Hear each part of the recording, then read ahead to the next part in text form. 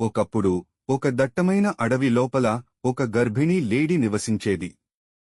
ఆమె త్వరలోనే తన పిల్లలకు జన్మనివ్వబోతోంది, మరియు ఆమె హృదయం ఆనందంతోనూ ఆందోళనతోనూ నిండిపోయింది. ఆనందం ఏమిటంటే త్వరలో ఆమె తల్లి అవుతుంది, మరియు ఆందోళన ఏమిటంటే అడవి ప్రమాదాలతో నిండి ఉంది, మరియు ఆమె తనను తాను రక్షించుకోవడమే కాకుండా తన లోపల పెరుగుతున్న చిన్న జీవులను కూడా కాపాడాల్సి ఉంది. ఒక సాయంత్రం సూర్యుడు అస్తమించడం మొదలుపెట్టగా లేడీకి తన పొట్టలో తీవ్రమైన నొప్పి అనిపించింది. సమయం వచ్చిందని ఆమెకు అర్థమైంది. ఆమె విశ్రాంతి తీసుకోవడానికి మరియు తన పిల్లలను కనడానికి ఒక సురక్షితమైన స్థలాన్ని కనుగొనాల్సిన అవసరం ఉంది. ఆ సాయంత్రం అకస్మాత్తుగా గాలి వేగంగా వీచడం మొదలైంది మరియు నల్లటి మేఘాలు మొత్తం ఆకాశాన్ని కప్పేశాయి.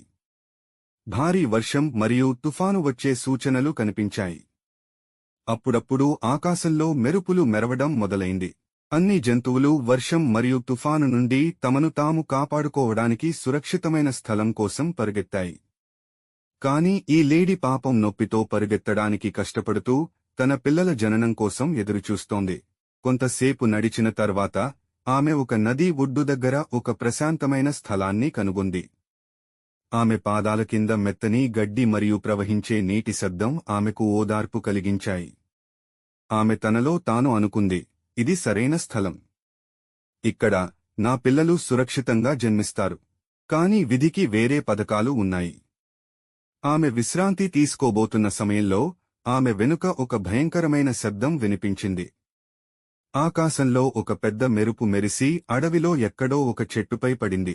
పెద్ద శబ్దంతో మరియు తీవ్రమైన వెలుతురుతో చెట్టు మండటం మొదలైంది. త్వరలోనే అడవిలో మంటలు చెలరేగాయి. అవి తమ దారిలో ఉన్న అన్నింటినీ మింగేస్తూ వేగంగా వ్యాపించాయి. మండుతున్న చెట్ల చిటపటలు మరియు ఆకాశంలోకి పైకి లేస్తున్న పొగ ఆమెను భయంతో నింపాయి. నది దాటితే మంటల నుండి తనను తాను కాపాడుకోవచ్చని భావించి ఆమె నది వైపు పరిగెత్తింది. కాని అప్పుడు ఆమె ఒక దృశ్యం చూసి భయపడిపోయింది. నదిలో ఆకలిగొన్న మొసళ్ల గుంపు తమ చల్లని, జాగరూకమైన కళ్లను ఆమెపై నిలిపి వేచి ఉన్నాయి. ఆమె ముందుకు వెళ్లి నీటిని దాటలేకపోయినందున ఆగిపోయింది. వణుకుతూ ఒక దారి దొరుకుతుందని ఆశతో ఆమె తన ఎడమ వైపు తిరిగింది. కాని అక్కడ ఒక వేటగాడు నిలబడి ఉన్నాడు. అతని విల్లు ఎక్కుపెట్టబడి మరియు అతని బాణం నేరుగా ఆమె వైపు గురిపెట్టబడి ఉంది. అతని కళ్ళు తీక్షణంగా ఉన్నాయి మరియు అతని చేతులు స్థిరంగా ఉన్నాయి. నిస్సహాయంగా ఆమె తన కుడి వైపు తిరిగింది. కాని అక్కడ గడ్డిలో నిదానంగా వంగి ఒక సింహం దూకడానికి సిద్ధంగా ఉంది. దాని కండరాలు బిగుసుకుని ఉన్నాయి మరియు దాని చూపు ఆమెపై నిలిచి ఉంది. జింక నిశ్చలంగా నిలబడిపోయింది. ఆమె వెనుక మంట, ఆమె ముందు మొసళ్ళు. ఆమె ఎడమవైపు ఒక వేటగాడు. ఆమె కుడివైపు ఒక సింహం. తప్పించుకునే దారి లేదు. మృత్యువు అన్ని వైపుల నుండి ఆమెను చుట్టుముట్టింది. ఆమె శరీరం వణకడం మొదలైంది. భయం వల్ల మాత్రమే కాదు, ప్రసవ వేదన వల్ల కూడా. ప్రసవ సమయం వచ్చింది.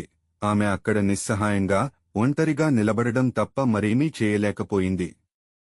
ఒక క్షణంపాటు ఆమె మనసు భయంతో కొట్టుమిట్టాడింది. ఆమె అనుకుంది, ఇది పొందడానికి నేను ఏమి చేశాను? ఒకేసారి ఇన్ని ప్రమాదాలను నేను ఎందుకు ఎదుర్కోవాలి?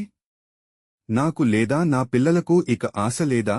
కాని అప్పుడు ఒక విచిత్రమైన ప్రశాంతత ఆమె హృదయంపై చోటు చేసుకోవడం మొదలైంది. ఆమె కళ్ళు మూసుకుని లోతుగా శ్వాస తీసుకుంది. ఆమె మనసులో అనుకుంది, నేను మంటను అదుపు చేయలేను. నాకు మొసళ్లతో పోరాడే శక్తి లేదు. వేటగాడి బాణం కంటే వేగంగా పరిగెత్తే శక్తి నాకు లేదు. సింహాన్ని నేను జయించలేను. ఇవి నా శక్తికి మించిన విషయాలు. కాని నేను చేయగలిగేది ఒక్కటి ఉంది. నేను శాంతంగా ఉండగలను. జరగాల్సింది ఏదైనా సరే నేను అంగీకరించగలను. ఈ ఆలోచనతో ఆమె గిలగిలలాడడం మానేసింది. ఆమె తప్పించుకోవడానికి దారి వెతకడం ఆపేసింది. బదులుగా ఆ క్షణంలో మరే విషయమూ పట్టనట్లుగా ఆమె తలను వంచి నదిలోని నీళ్లు తాగడం మొదలుపెట్టింది. సరిగ్గా అప్పుడు పైన ఆకాశంలో పెద్దగా ఉరుము ఉరిమింది మరియు సమీపంలో నేలపై ఒక మెరుపు పిడుగుపడింది. అకస్మాత్తుగా వచ్చిన వెలుతురు మరియు చెవులు చిల్లులు పడే శబ్దానికి వేటగాడు ఉలిక్కిపడ్డాడు మరియు అతని చేయి జారిపోయింది. అతని విల్లు నుండి బాణం వెళ్ళింది, కాని అది లేడిని తగల్లేదు. బదులుగా అది సింహాన్ని గుచ్చుకుంది. గాయపడిన సింహం నొప్పితో మరియు కోపంతో గర్జిస్తూ వేటగాడి వైపు దూకింది. వేటగాడు తన ప్రాణభయంతో తన విల్లును పడేసి అడవిలోకి పరుగెత్తాడు. సింహం అతన్ని వెంబడించింది మరియు ఇద్దరూ లోతైన అడవిలో కనుమరుగయ్యారు. అదే సమయంలో ఆకాశం నుండి భారీ వర్షం కురవడం మొదలైంది. ఆపలేనట్లు అనిపించిన అగ్ని మెల్లగా చల్లారిపోయింది. మంటలు ఆరిపోయాయి మరియు అడవి చల్లని, హాయిగొలిపే వర్షపు దుప్పటితో కప్పబడింది. తుఫాను మరియు గందరగోళానికి కలత చెందిన మొసళ్ళు నదీ ఉపరితలం కింద జారుకుని ఈదుకుంటూ వెళ్లిపోయాయి. మరియు అక్కడ తర్వాత వచ్చిన నిశ్శబ్దంలో లేడీ ఒక్క పిల్లకు కాదు, 3 అందమైన పిల్లలకు జన్మనిచ్చింది. కొద్ది క్షణాల క్రితమే ప్రమాదం మరియు మృత్యువుతో నిండినట్లు అనిపించిన ఈ లోకంలోకి అవి కళ్లు తెరిచాయి, కాని ఇప్పుడది శాంతంగా మరియు సురక్షితంగా ఉంది. లేడీ తన పిల్లలను చూసి కృతజ్ఞతాభావం తనను తాకినట్లు అనుభవించింది. ఆమె తన శత్రువులతో పోరాడటానికి ఏమీ చేయలేదు. ఆమె పరుగెత్తలేదు, దాడి చేయలేదు, దయ వేడుకోలేదు. ఆమె కేవలం శాంతంగా ఉండి ఏది వచ్చినా స్వీకరించింది. మరియు అలా చేయడం వల్ల జీవితమే ఆమెకు ఒక మార్గాన్ని తెరిచింది. మన స్వంత జీవితాలను పరిశీలిస్తే కష్టాలు అన్ని వైపుల నుండి మనలను చుట్టుముట్టే సమయాలు ఉంటాయని మనకు అర్థమవుతుంది. సమస్యలు ఒకదాని తర్వాత ఒకటి వస్తూనే ఉంటాయి. మనం చిక్కుకుపోయినట్లు, నిస్సహాయంగా మరియు భయంగా అనిపించవచ్చు. అటువంటి నిస్సహాయ క్షణాలలో మనం తరచుగా భయాందోళనకు గురై పరిస్థితిని మరింత దిగజార్చుకుంటాము. అన్నీ మనకు వ్యతిరేకంగా ఉన్నట్లు అనిపించినప్పుడు మనం ధైర్యాన్ని మరియు ఆశను కోల్పోకూడదు. జీవితం తరచుగా మనకు పరిష్కారం కనిపించని పరిస్థితుల్లో పెట్టి మనల్ని పరీక్షిస్తుంది. కానీ ఆశను కోల్పోవడం పరిస్థితిని మరింత చీకటిగా మాత్రమే చేస్తుంది. మనం శాంతంగా ఉండాలని, సానుకూలంగా ఆలోచించాలని మరియు ధైర్యంగా సవాళ్లను ఎదుర్కోవాలని నిర్ణయించుకున్నప్పుడు మన లోపల ఒక కొత్త శక్తి మేల్కొంటుంది. సానుకూల ఆలోచన మన సమస్యలను అదృశ్యం చేయదు, కానీ వాటిని ఎదుర్కొనే స్పష్టతను మనకు ఇస్తుంది. ఆశ ఒక చిన్న వెలుతురు లాంటిది.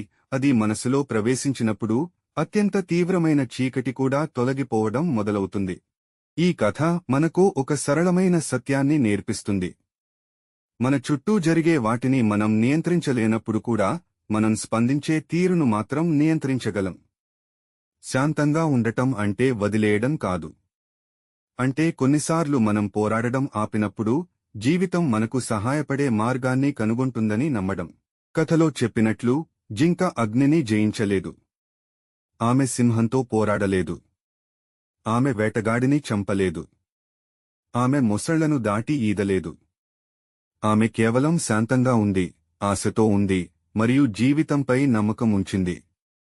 మరియు ఆ శాంతత ఆమెకు వేచి ఉండే శక్తిని ఇచ్చింది. మరియు జీవితం తన రహస్యమైన విధంగా ఆమె శత్రువులను ఒకరిపై ఒకరు తిరగబడేలా చేసి లేని చోట ఒక మార్గాన్ని తెరిచింది. గుర్తుంచుకోండి, మీరు సమస్యలతో చుట్టుముట్టబడినప్పుడు భయం మీ మనసును కమ్మేసుకోనివ్వకండి. ఆ లేడిని గుర్తుంచుకోండి. మీ కళ్ళు మూసుకోండి, లోతుగా శ్వాస తీసుకోండి మరియు శాంతంగా ఉండండి. ఆశగా ఉండండి, ఎందుకంటే మూలమలుపు దగ్గర ఏ అద్భుతం వేచి ఉందో మీకు తెలియదు.